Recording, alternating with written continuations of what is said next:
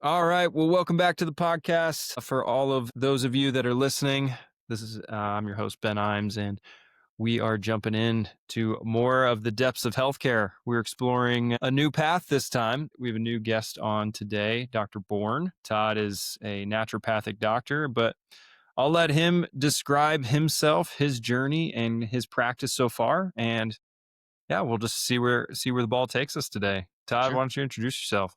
sure. Thanks, Ben, for inviting me. I love having these kind of conversations because so many different aspects of healthcare. As you and I were having kind of a pre-talk and how medicine in the United States is broken. So everybody's trying to shift and change it. So yeah, my route originally was going to be conventional medicine. I mean, I was your typical biology major with an undergrad with an emphasis in human physiology and functional morphology. It was the pre-med track, all that. And talking to the conventional medical doctors in my family, they're like, well, do you want to be a surgeon? I'm like, no. Do you want to be, an oncologist? I'm like, no. And I didn't know what a naturopathic doctor was, but then I dated a girl in high school and in college who she grew up with a naturopathic physician. I hadn't even heard of that. I was thought it was kind of hokey, a little bit of snake oil, but she grew up as one as her family practice doc.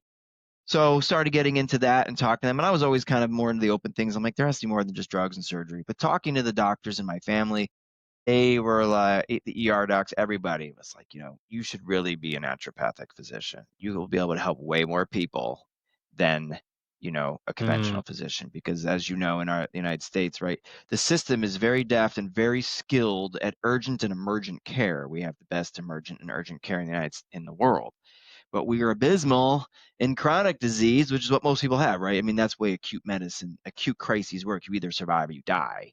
So, but most people have chronic right. health issues, which the United States healthcare system is not well equipped to handle. And just because of the way the system is designed with these couple minute visits, and you cannot handle someone, plus the GP.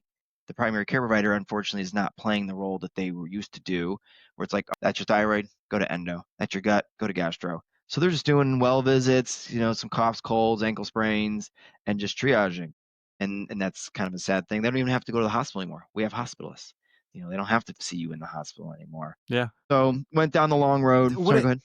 the other thing, sorry, I'm sorry, I was going to ask you, but like, what do you think about, like, I mean, the primary care doc of the 90s, he'd spend, if you needed an hour and a half, you'd have an hour and a half. You'd talk with him about your dog that's not doing so hot. You'd talk to him about your life. I think that's another aspect, even like the primary care docs, first of all, can't address every medical complication. So they just say, here are the 18 medicines, and then go see these specialists, as well as, I don't even know who you are. Yeah, exactly. And you don't even necessarily see because of the primary care shortage, right? The United States healthcare system is disincentivized the primary care provider. Why would you want to go through Yep. medical school and come out with this huge Yep. debt? And why would you want to do a 3-year residency in family medicine or whatever, or pediatrics, making, you know, Hmm. doing well, but not compared to your cohorts, right? Your bottom of the ladder. So people are like, wow, I'll do my internal medicine residency and a year fellowship in rheumatology and I'll double my income. Sure. Or go to Yeah. dermatology. So Yeah. they're disincentivizing it. So you got the mid-level practitioners, the nurse practitioners, the PAs have to step in and fill that void because I mean, I have so many patients that are like, I don't have a primary care provider. They're not even anybody. I mean, these are major cities. I have my cousins in Tucson. There's not even in the U of A. There's nobody accepting new patients in primary, not even mid-level. She's like, you cannot get a mid. I have to go down to like Douglas, Arizona, you know, 40 minutes Or away. they go to an urgent care. They use an urgent care as their primary care. So certainly quite broken. And, it's a sad state that, yeah, there's these 7 to 10 minute visits. Some of my best friends are medical doctors and my colleagues, and they may or may not be functional medicine, integrative medicine. Usually they're like-minded, even if that's not their training, but they hate it too. They're stuck in a system where they're like, yeah, I can't help people that much. I'm just keeping them alive until the next visit. I got 5 minutes with them, and so it's really a broken system. So that's kind of what led me down to the naturopathic route, because I was like, well, there's more than just drugs and surgery, right? I got homeopathy and botanical medicine and nutrition and counseling and lifestyle and Hmm. exercise. I mean, my armamentarium, and I can prescribe medication. I do all the time. And if someone needs surgery, send them to surgery. I'm the surgeon, have them do the consult, and I do this whole pre and post surgical protocol where they'll heal faster, stronger, and less pain meds.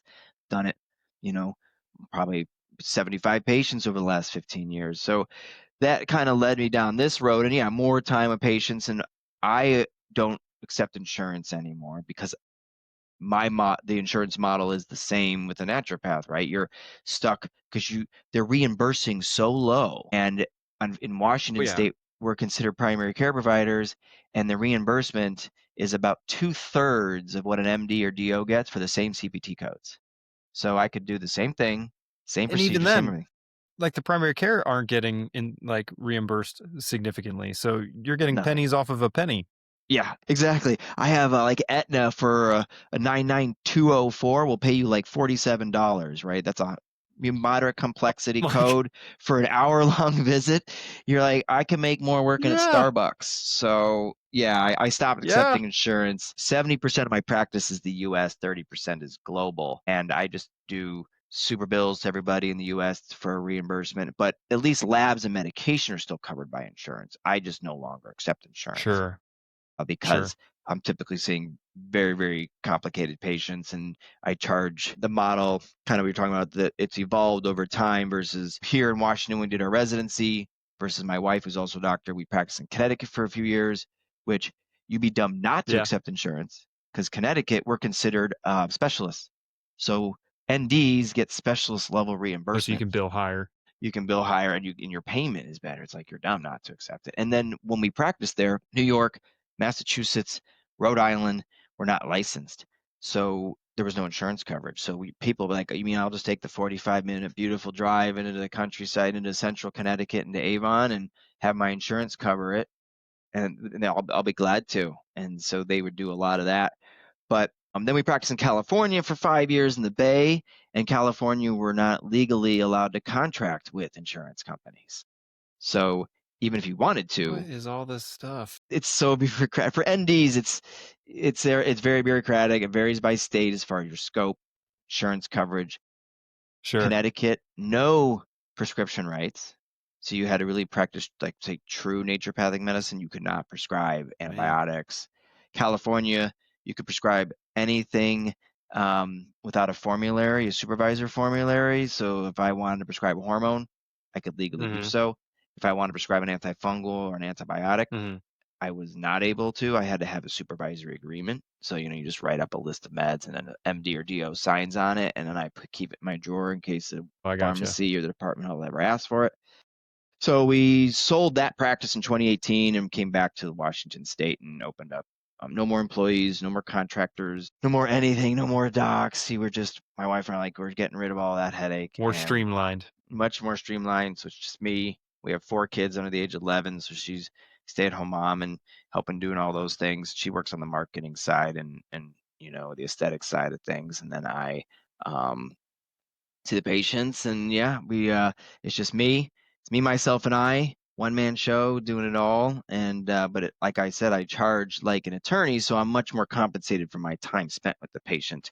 Slidey fee scale as well. I mean, if people can't afford it, I'm like, all right, well, what if I give you 25% or 50%? And I mitigate out of pocket expenses as much as possible by using their insurance to do just about everything except me not accepting it. So yeah, it's quite changed. Except But for my your actual, yeah.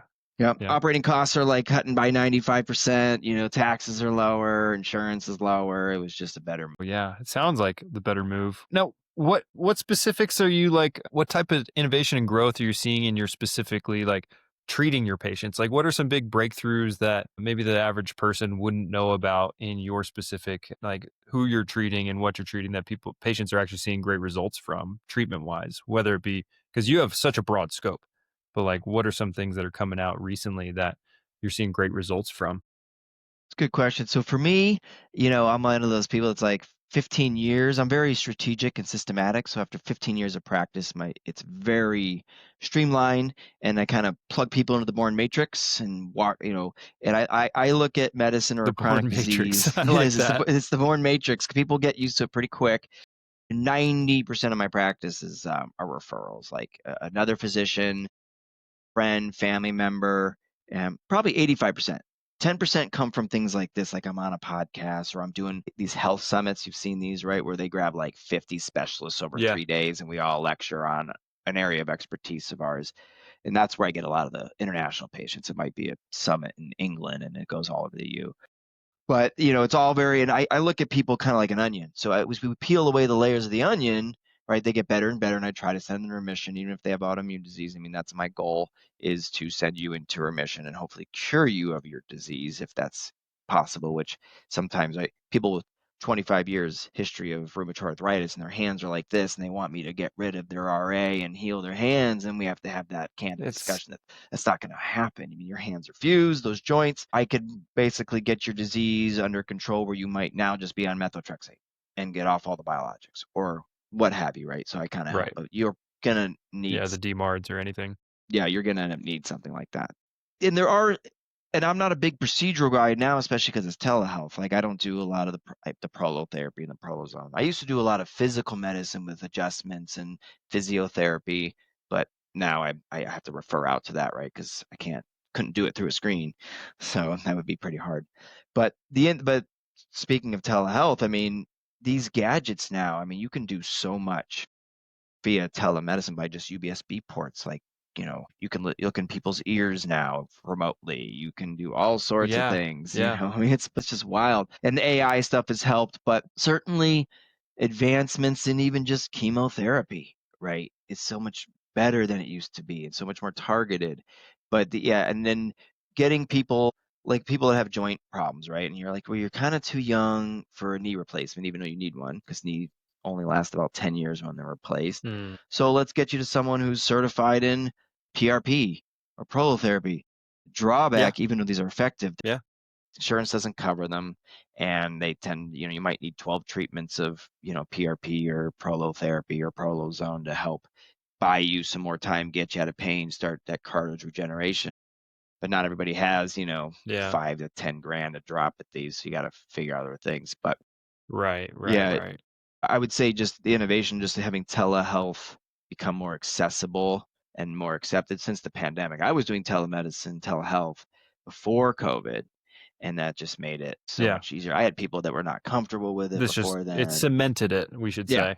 Yeah. Now people are like, oh, yeah, I mean, I just watch it on my phone, and I'll do it then. I'll be in my car. I got people who have visits in their car, like on their lunch break. It's really come a long way. I think, I don't know if you heard about this because the regulations of testing in America are pretty stringent and pretty strict. There was a German company that just successfully reproduced like self-growing cartilage. When you were talking about knee replacements or PRP, that just made me think of that recently. I saw an article about it. Have you heard Yeah. about that? Yeah, I saw about that. I read Medscape a lot, and there was someone that just had like the first successful long-term like pig heart or pig valve or something. So Yeah. I love how, Yeah. um, I mean, these surgeons are just so hyper skilled now, right? I mean, that's their world. This is what they do all day, every day. They're not like having to really just open you up and do everything. So medicine, but it is like you said. I mean, if you look at the EU, they tend to be light years ahead of us in a lot of Oh, ways. yeah. Not Oh, nearly yeah. as much red tape, bureaucracy. Plus, like when I work with dietary supplement companies on clinical trials and things, most of them we do them outside the United States because they're just so expensive to do Yeah. here. I mean, everything's expensive here. Yeah, exactly. So you get it done for, Insurance is expensive. Testing is expensive. It all adds up. it does. It's ridiculous. But yeah, it's interesting to see how. But then it's also like I was talking to this one surgeon. And I was like, "Well, don't you get kind of bored? I mean, you're doing the same thing all the time." She's a general surgeon. And then she's like, "Well, that's one reason I'm a general surgeon because I do hernias, I do, liver transplant, but she does like these three Hmm. things. And she's probably also that person that she's so skilled and been doing it so long, she can go on autopilot, which, a lot of docs, we get kind of lazy as we go. We don't want to learn anything new. It's just like stay in my lane. This is what I'm doing. I don't want any of that. I don't want anything This is new. how I do it. Don't mess with my flow. Yeah, this is my system, but yeah, I think tech is really the next era we're getting into that people are like, oh, AI Yeah. is gonna take it. No, you gotta use to learn it. You gotta use it to your advantage because it has its strengths and weaknesses. You probably saw the same thing earlier this year where they took a whole bunch of specialists and they gave them some tough cases and they had them come up with a differential and a working diagnosis and they put that same case to AI and AI got it like 99% correct, and the specialists were like 75% correct. So then everybody's like, "Oh, we're gonna get replaced as doctors." It's like, no, you still need a human, but No. you got to use it to help you. And that's where I think people are finally accepting it. We always have this fear that robots are going to take us over. I mean, I'm glad you see it that way. I guess the kind of the scope across the people that I've interviewed so far have been mostly focused around use AI as a helpful additive. You can't ride the AI train as like, hey, I'm just going to use this and have it replace me. It's like, no, no, no, no, no, no. Like, you can't, like, I can't walk into an emergency department visit and have a patient say, oh, my belly hurts, have AI try and figure out what's going on. I mean, the differential obviously is huge of what could happen, but also like 90% of, those visits that I'm seeing, AI would probably have like this whole differential. And really it's just like, oh, they just had a tummy ache. It's like, you know, Right. They had gas pain. Yeah, yeah, right. yeah, exactly. Exactly.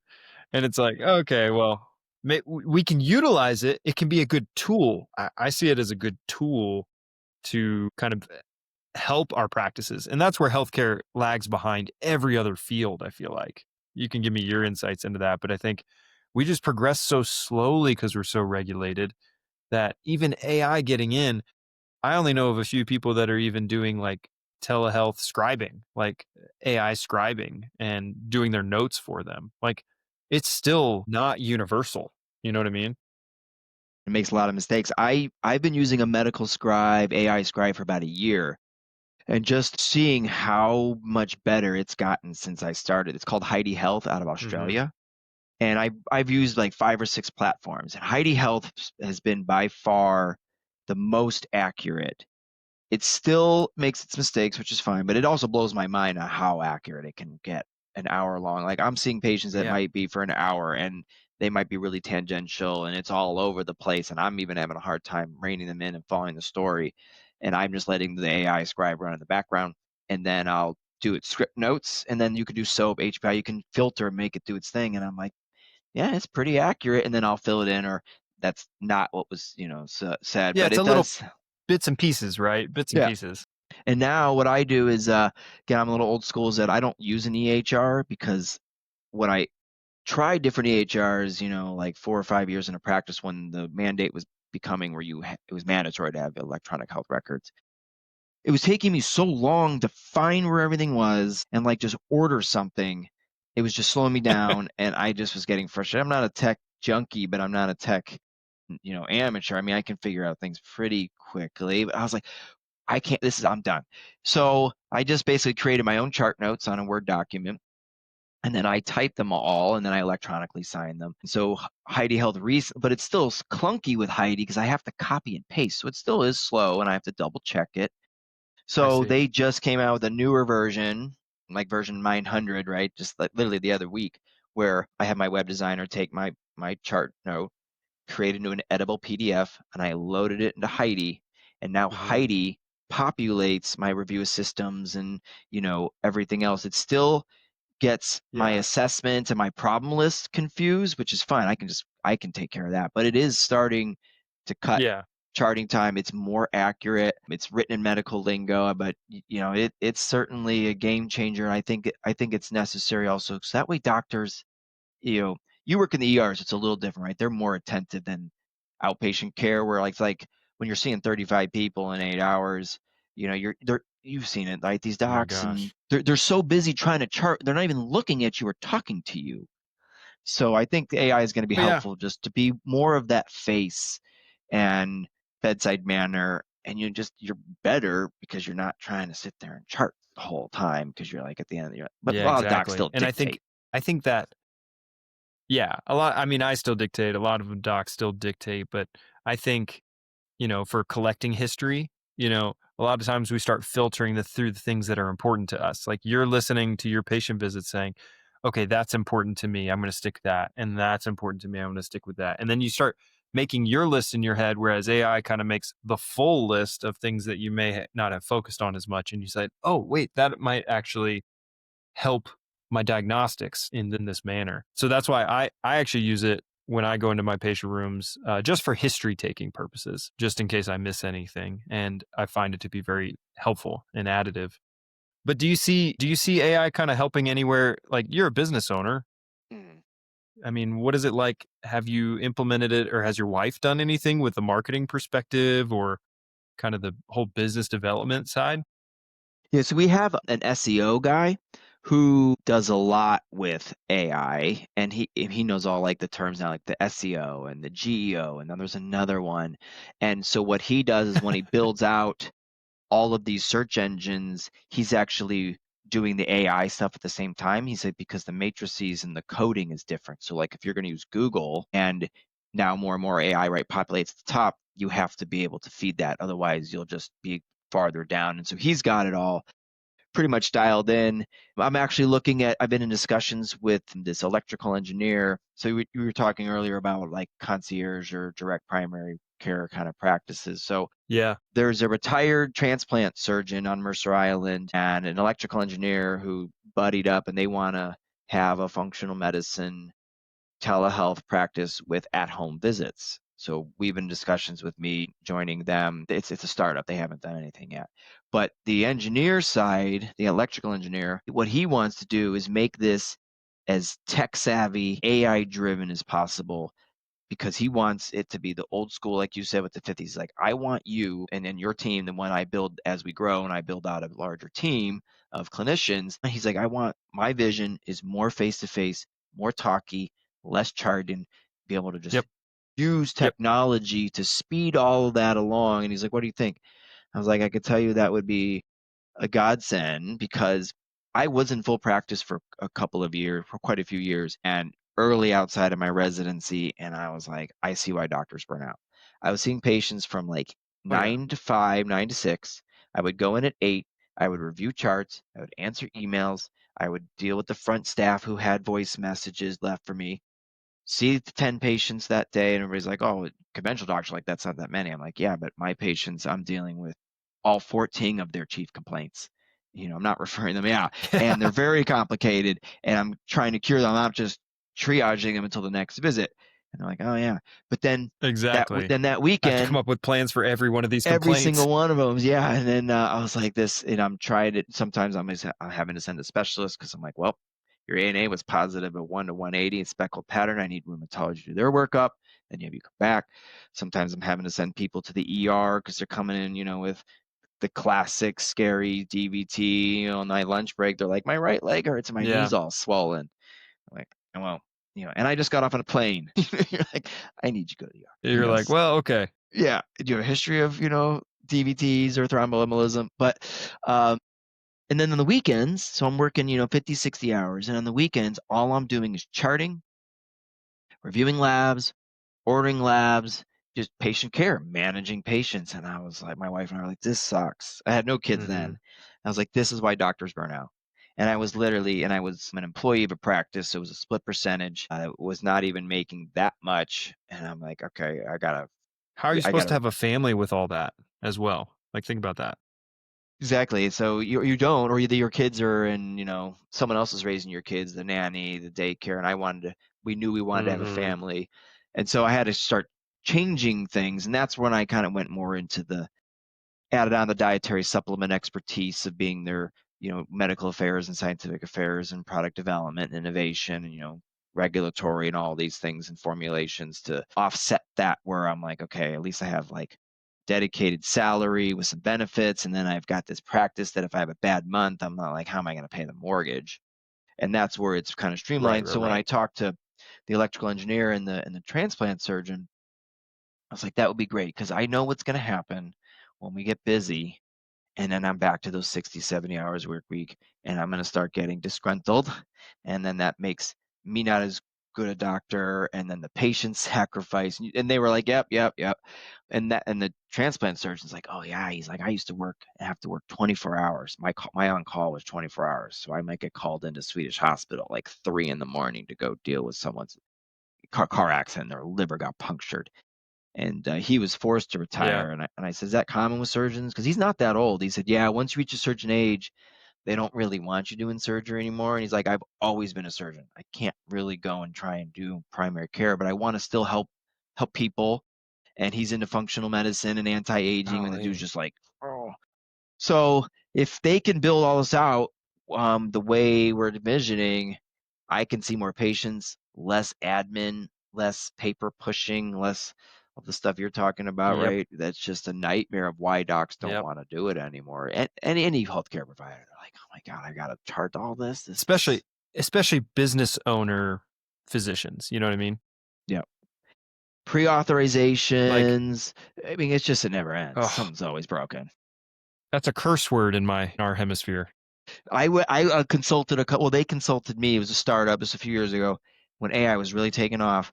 That they were going to be a pre-auth AI-driven company. They were going to come into places and be like, "You don't need pre-auth personnel anymore. AI is going to drive it all Hmm. and respond when CVS rejects something or Humana rejects something. It goes through its algorithms and then resubmits it for you automatically." And I was like, "Cool." That would save me a lot of times. I don't have to write a lot of pre-auth. Yeah. What I've heard as a rebuttal to that now is that the insurance companies have created their own AI kind of engine to rebut the pre-auth approvals. Oh my God, So they're they're just stonewalling creating me. their own to level up to this next to stonewall each other. That doesn't I haven't heard that, but that does not surprise me, right? I practiced in Connecticut for 2 years, the insurance capital of the world, and I had a lot of execs, and they would tell me all the time about how they work, how you never hear about an insurance company going bankrupt, right? They're not in the business to pay.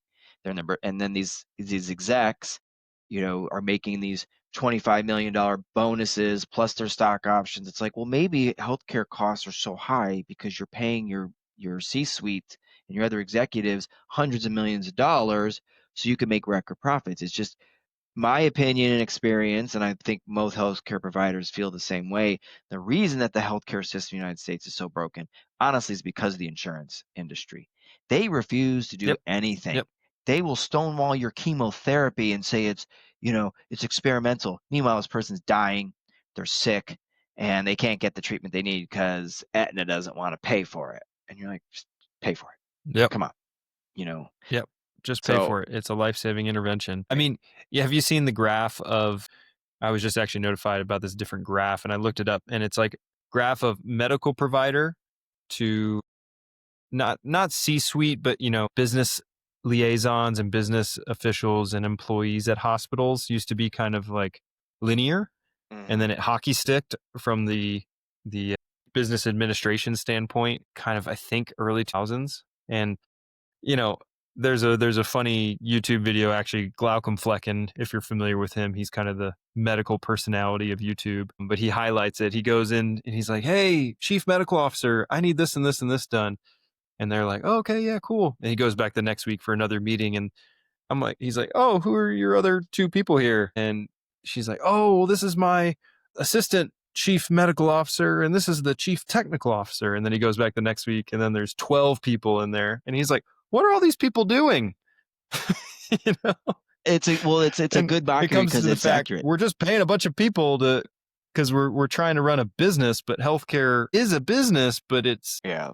trying to be run by like a business from a business standpoint of to appease these insurance companies Yeah. almost.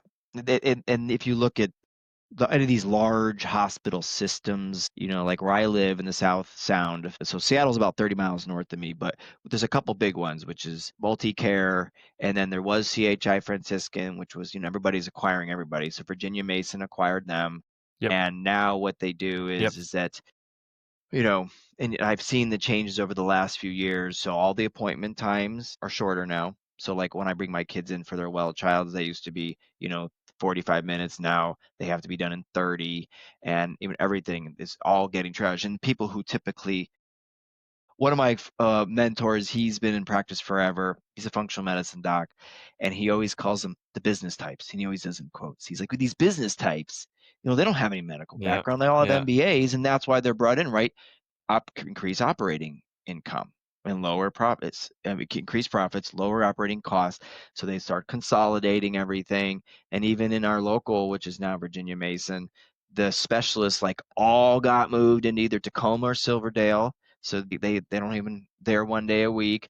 They brought in 6 new DOs for primary care, and now if you wanted to see a specialist, you have to go, 30 minutes away because they're consolidating them all into just Mm. and selling off the rest of the buildings and then consolidation. And I understand, yet it is a business, and it's interesting when I have patients in other countries because I thought our system was really broken. It seems like everybody's system's broken. I have patients in the Eastern Europe, Western Okay. Europe, the At least EU, that's comforting. Canada. It is, and even though they don't really pay anything for healthcare, that's also part of the problem. They're Right. like, I can't even get an ultrasound for 6 months. But the difference that I've been noticing in these countries is that the private pay places are everywhere, and you can go walk in. I will literally write a lab, just write it on a piece of paper, and I'll sign it, and then walk into these private pay ultrasound, or whatever that I'm ordering, X-ray, and they get it done, and it Like that costs like day. that day, and it costs them nothing. Like versus our cash pay, right? It's still crazy expensive. I'll have people that have Medicare, Oh, yeah. where they've got really high deductibles. And I'm like, well, that's what the cash pay price is. And they're like, oh, my thyroid ultrasound is still $350 for this. And I got patients in Europe that can get it done for like 10. So it is a broken system. Gosh. It's ridiculous Yeah. what, um, just the difference, and everything, the costs. So I think that Yeah. hopefully things Have will you had to change. navigate a have you had to navigate a bunch of that from with your transition away from being mostly insurance based? No, it's nice. So what, nothing has really changed except for me. I do have, so being an ND, it's difficult because it depends on scope. For example, I have a patient in Ohio. Ohio is an unlicensed state for naturopathic physicians, and her insurance Hmm. will not cover anything that I do. And I have this quite a bit in California, right? It's a licensed state, but if you have an HMO, HMOs, if you're Kaiser's a closed system. Kaiser in Washington, Oregon covers NDs. Kaiser in California will not cover NDs.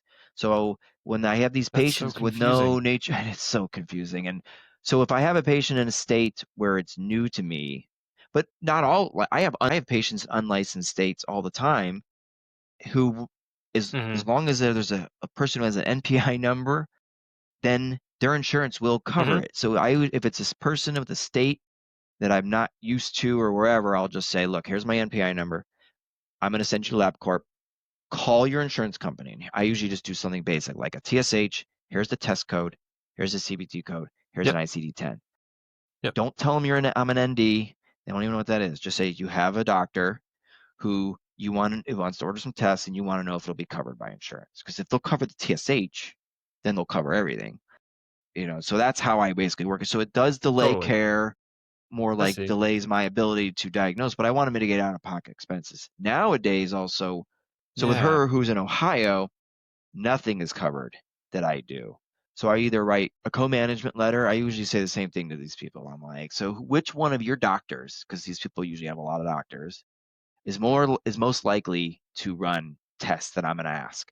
And they're like, oh, my rheumatologist Yeah. will totally do it, or my internist. So then I write a co-management letter, all in medical speak, and I always say like first paragraph is who I saw, first office call that they presented with this, and this.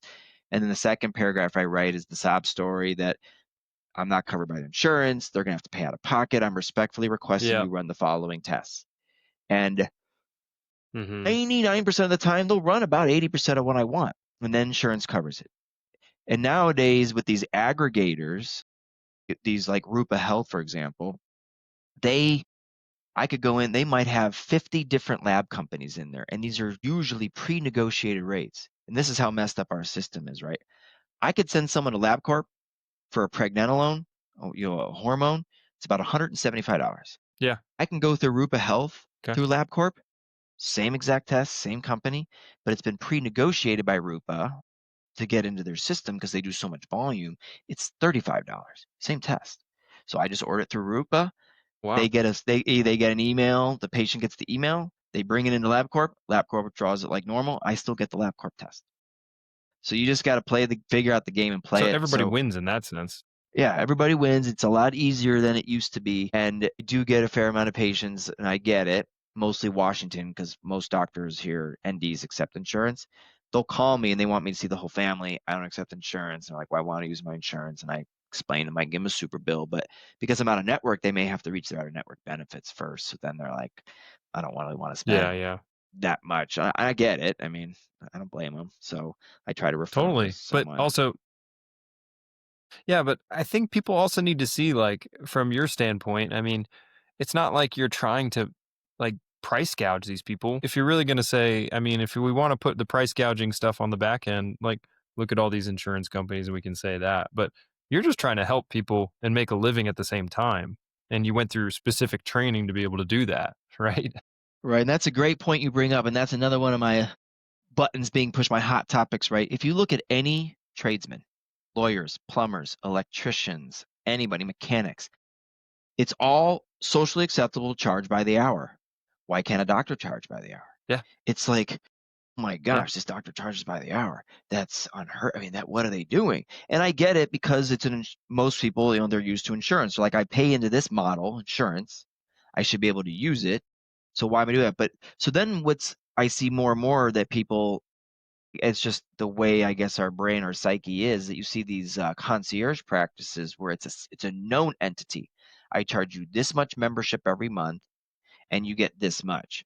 Where for me, the reason, so my wife and I, when we were in California, our practice model kind of changed. When we got to California, we're like, doesn't matter, you can't accept insurance. So that's pretty easy. So then we tried to do it where we bundled appointments. So you, for a certain amount of money, and I don't remember how much we charged, like $600, you got like the first 3 appointments 5 or whatever appointments for per such and set. such. And in that model turned out not to work well. And that's also learning experience. We never had a business before and just kind of trying things. Is that the reason that model didn't work in that environment is that we would get patients who would come in with a number of complaints, but they may not come back for like 4 months. And they'd want to use their Uh, second and third free appointment because they already paid a time of service of the first one, but all new chief complaints. And I'm like, yeah, but I mean, first of all, you never followed up, and now you got a whole new set of things I got to work up. I'm starting over, but that that didn't work yeah, well for us. So when we were renting a yeah, room out of a chiropractor's office, and then once we got big enough, we outgrew that area. We were going to get our own office, and then that would give us the opportunity. Like we're changing our model, which also didn't work out great. So our new model was we were going to charge like insurance by a set fee given a certain level of complexity, which also didn't turn out to work out well. So for example, if someone was moderate, like a first visit would be a set price and with a certain amount of time, and then follow-ups, which didn't work out well because you might have someone who's uber complicated or very loquacious, or my apologies to the California listeners out there, but Californians in general, in our experience, tend to be the kind of land of entitlement.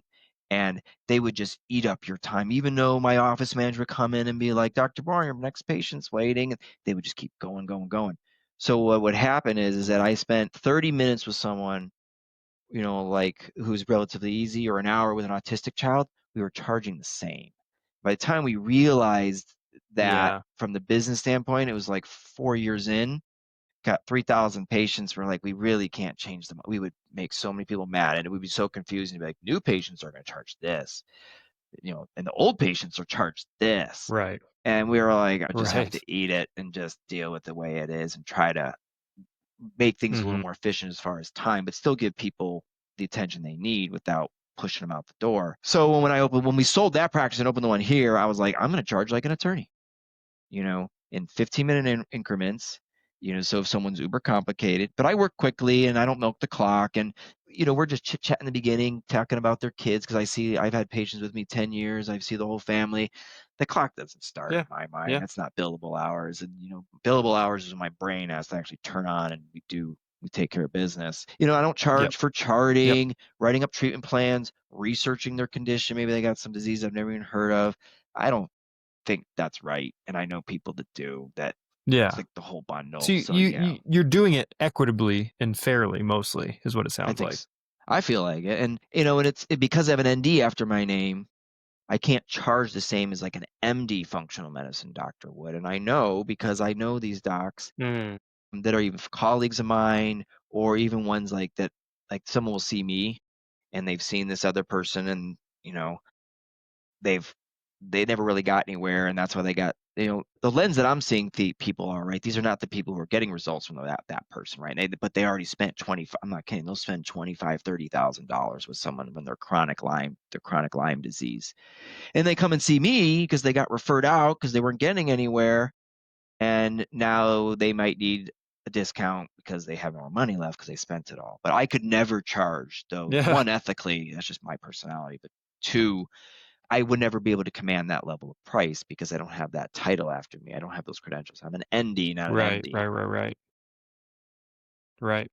People usually, I think, are getting a good value, and it's kind of sad to think of medicine that way, right? It's like you and I both went in this to help people because we care about people, and we don't want people to eliminate. We want to mitigate and eliminate suffering, but yeah, we got bills to pay, and that's the way it is here. It's a business, not unlike You any got other debts. business. Yeah, Yeah.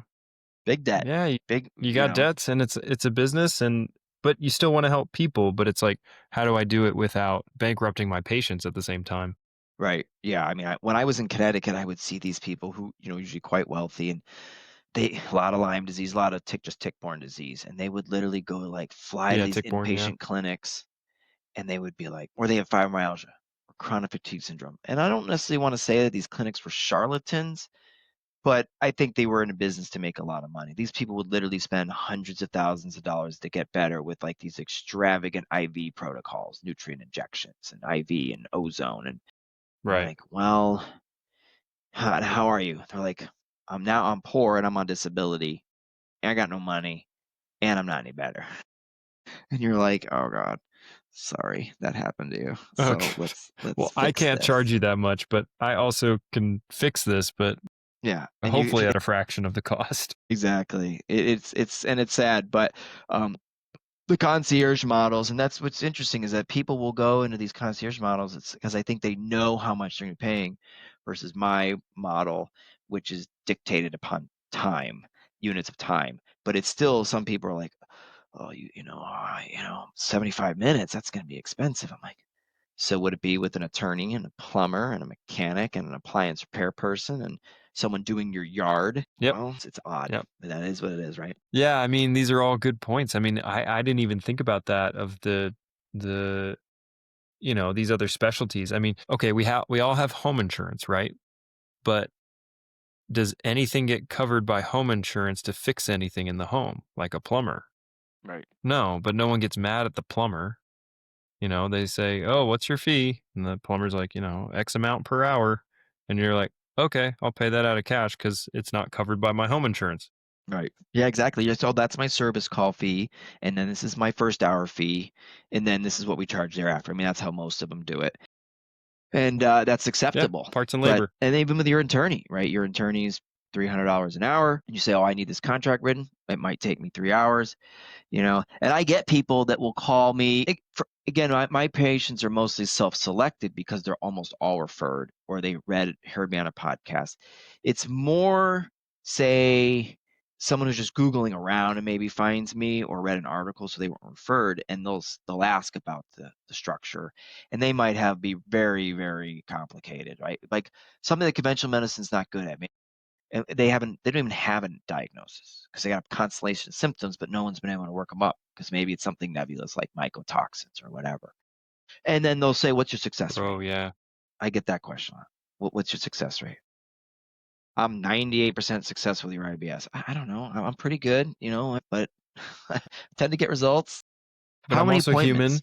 Yeah, I mean, and I mean, yeah, you're human. Humans are variable. I mean, things are mostly predictable in Mhm. medicine when you practice long enough, but there are outliers, and there are extenuating Mhm. circumstances. And I have this conversation. They're like, well, how many appointments do you think it will be for you to cure my psoriatic arthritis? I don't know, 3, 5, 10. I don't know. It depends how you respond to treatment and It's how all yeah. it's all very. And I have my system of how I stage gate appointments, like as far as timing usually, and then there may be some triaging. And so they're like, okay, okay. And you can hear them like writing this down, which is fine. I get it. You got to figure out finances, but they're like, so you might see me 5 times in a year. I might see a 3. I might see a 10. I don't know. I haven't even had your case yet. Cause I give these welcome to wellnesses for a free 15-minute consult.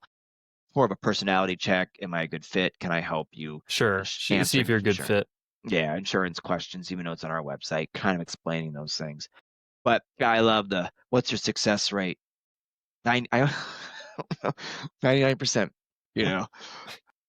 Well, you have a disease that only 200,000 people in the world have. I get that too. I'll get some people like these really rare genetic disorders. And I'm like, I don't even know what that is. I'm going to Google that real quick. And then I'm like, yeah, Yeah. I see that 200,000 cases exist Yeah. in the world. I don't know how successful I'll be because I've never seen it, and neither has anybody else really. And they're like, okay. Yeah. Yeah. So yeah, Or you it's have an your, interesting I one. don't know if you have this, we call it the ER trifecta of young, it's usually a young female patient with fibro, POTS, and chronic pain, Yeah, you know, yeah. And that's something and conventional you're like, medicine's not well to handle. yeah, what are we going to do? And they always come into the ER and we're like, what are we going to do? I'm like, but then if they consult you and they're like, hey, I need to get better, you're like, I don't know how long it's going to take to get you better. Right. You're a I need. human. You could Yep. be different from the human right next to you as the same thing. That's right. And that's a great point you bring up, and that's the conversation that I have with them because I will see this a lot. I'm like, first of all, the way I deal with things, right, and most doctors do, but more so with functional medicine and integrative and naturopathic medicine, I think that's why it's growing because people are sick and tired of being sick and tired. I've got all these weird symptoms. No one knows what's going on. I'm going to elucidate that. I mean, there's lots of causes of POTS, right?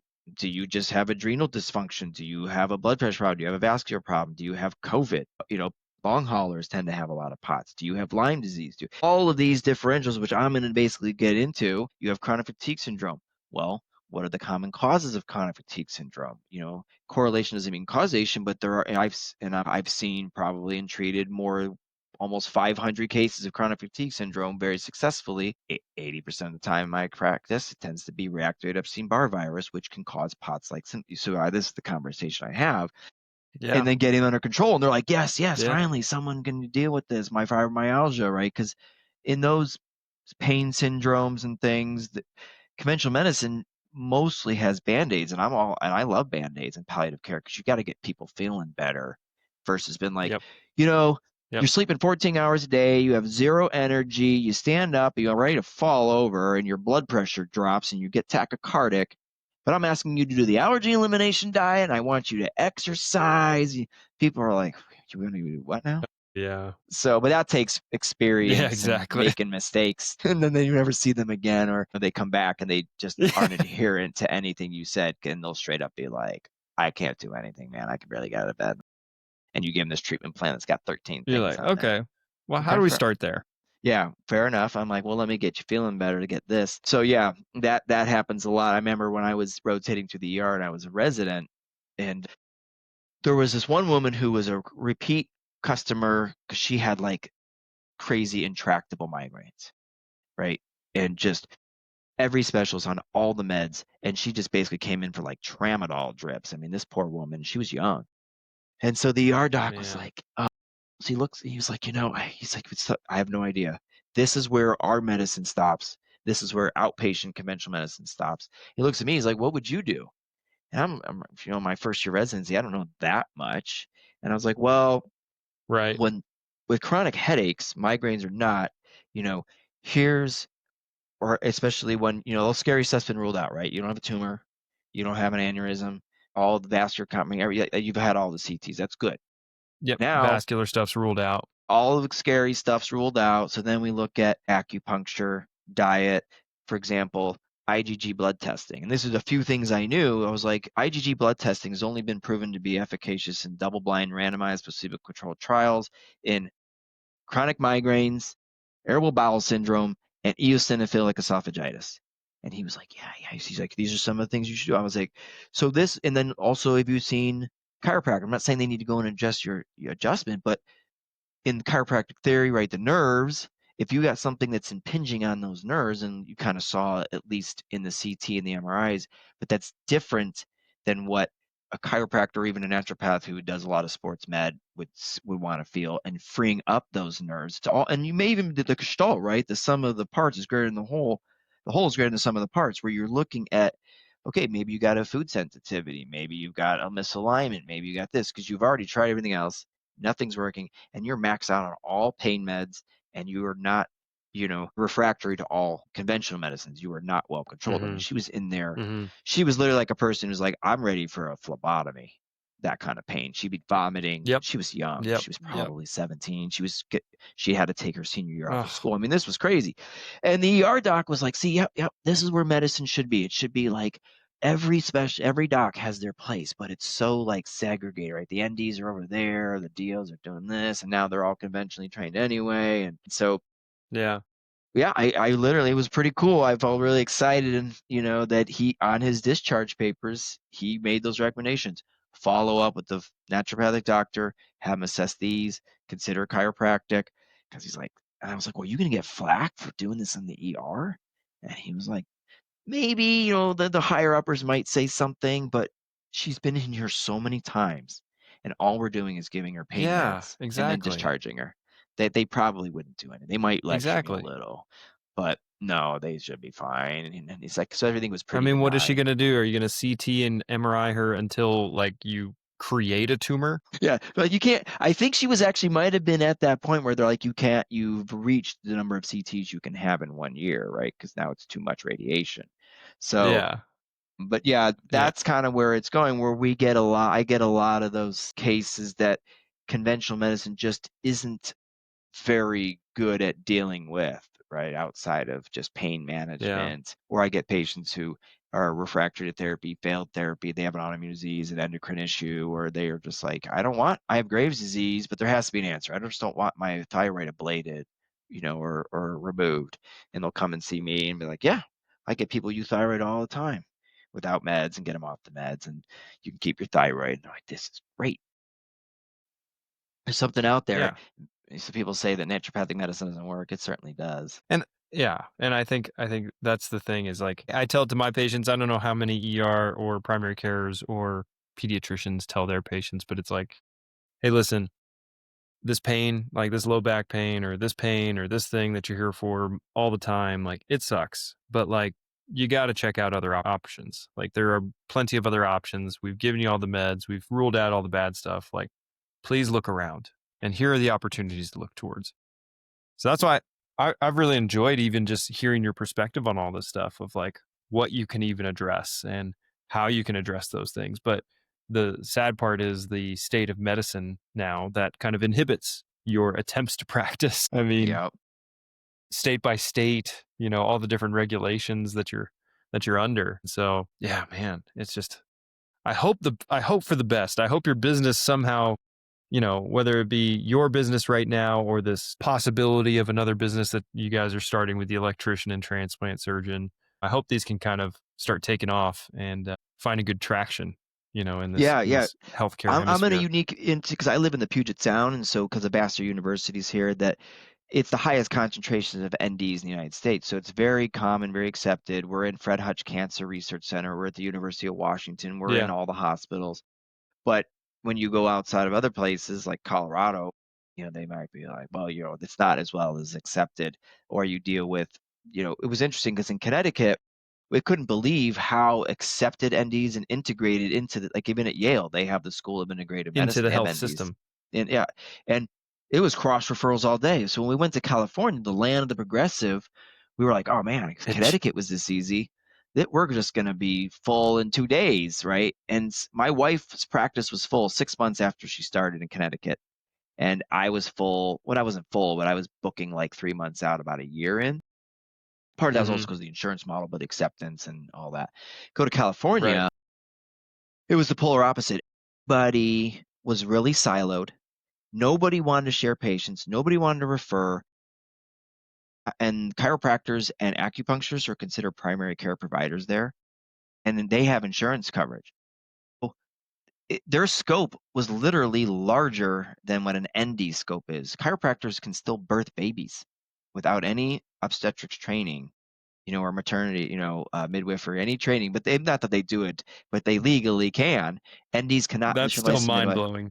It was totally mind blowing. So between the psychics and the medical intuitives, and No doctors, like literally, I mean, I'm referring to specialists all the time. I need gastro, I need neurology, I need their Yeah. expertise. I Yeah. need to have a, I think this person may have trigeminal neuralgia, but I'm not a neurologist. This person has MS, but I need a neurologist, those things. And they would never refer back out, rarely. And they would just, everybody was really siloed in, and we could not believe that it was like the least progressive place. And then I was like, well, maybe it's just us in the Bay, because it's the Bay Area with Oakland and Berkeley and the way things are here. And I had friends all up and down California, and we would meet at the annual conference in California, and I'm like, we would just talk about each other's woes, right, and our Yeah. gripes, off Yep. gassing, and people are like, oh my god, no, I can't do this, I can't do that, I'm fighting this. And then, yeah, all the bureaucracy in the state where you can't technically really prescribe anything outside of a hormone. And I'm like, Yeah. this is just Yeah. a lot. Kaiser's the number one insurance carrier, and you can't order anything through Kaiser. And there weren't these aggregators yet. So it was like I was writing co-management letters, probably 6 a week, to try to get people to get stuff covered. And there Ooh, was no AI tedious. then. Super tedious and Yeah, exactly. all unbillable, Yep. unbillable hours. So Yep. anyway, yeah, You developed chronic migraines at the same time, I think I understand. yeah, oh, hunched over, exactly. So yeah, you've been there, Yeah. I know what it's all about. Well, man, we've covered a lot of good stuff today. I think this is really, really helpful just for me, but also for my listeners. I think they're going to really enjoy hearing what you got to say. What are some things as we kind of close up? Like, what are some things you'd like to share with the listeners or with the kind of population that maybe to summarize or kind of words of wisdom from your standpoint in the depths of Sure. healthcare? Yeah, I mean, one is it's from anybody, whether you're a consumer, a patient, or a healthcare provider, a Yeah. naysayer, right? That there are options. There's always options, right? It's not just drugs and surgery. I'm not anti-drug and surgery. There's time and place for everything. But I can't tell you how many medical conferences I've spoken at, conventional and a holistic, right? Integrative functional medicine, naturopath. And I'll get people afterwards who are very conventionally trained. And they'll be like, that was a great talk. Love all those references. I didn't know that all those options for osteoporosis or rheumatoid arthritis or IBS. And then they're all evidence based. And I'm like, yeah, it's not just a bunch of snake oil and naturopathic conspiracy theories. I mean, it does really work. And I can tell you that Yeah. from 15 years of practice. So, and I think it also gives people hope, like your listeners may, like the trifecta that comes in the ER, right? They got POTS, they got fibromyalgia, chronic pain, headaches, and they're like, I got IBS. What you got? And you're like, well, nothing really. I mean, I can get you some meds to get you Yeah. comfortable, get you a stool softener, and you're out. So I think for your listeners, yeah, no, they're always an option, no matter how grave or dire something may be. And it works. Yeah. It does work. It can Yeah, work if you give it the chance, we should that's right. say. Yeah, I get Yeah. results. Yep. Well, where should my listeners reach out to you or if they have other questions or follow up or anything like that? Is there a specific place, LinkedIn or somewhere else? Yeah, I'm on LinkedIn. It should be, and my SEO guy and wife both. Everybody's like, you need to do more Instagram or this, and it's like, it's not that I'm not that social media savvy, but it's also time. I don't have like time. I know it doesn't take much time, but everybody's like, you need to do more of these. But we are on Instagram. I don't, you know, do a whole lot with it. Like if I'm giving a talk or like when we post this, you'll provide me the link and then I'll share it and help promote it. That's about as far as I get. But I'm on LinkedIn. We have a website, bornintegrativemedicine.com. You can also just Google my name, Dr. Todd Born, and I'll populate Yeah. somewhere. And hopefully the SEO guy's doing his job to get it up Yeah. there. Otherwise, what am I paying him for, right? Oh no, this guy's a machine. Like, come on, his name is Imran. I'm like, where's my stuff? And the easiest way is because my email is dr.born@bornintegrativemedicine.com. Go to our website, it says contact, and then if you type something in, it immediately goes into my email. So there's ways to get a hold of Oh, there me you go. for LinkedIn. We have a Facebook page for Born. It's actually still under Born Naturopathic, which is our California practice, because Facebook doesn't allow you to change it unless we start all over. Yeah, Yeah. so it's Born Naturopathic, but as far as the URL, but then everything else is it. But there's nothing different, right? It's just a name change when Sure. we sold the practice. But Yeah, you yeah, can yeah. find me. Yeah. I'm around. Google usually does it. I guess AI programs, from what patients told me. You can plug me into Chat GPT and I come up, which is Well, there you go. Unusual. Yeah. AI is making friends with you without even realizing it. Unbelievable. I mean, Big Brother is watching. He's watching. Well, thanks for your time today, Todd. Really Yeah. appreciate your time.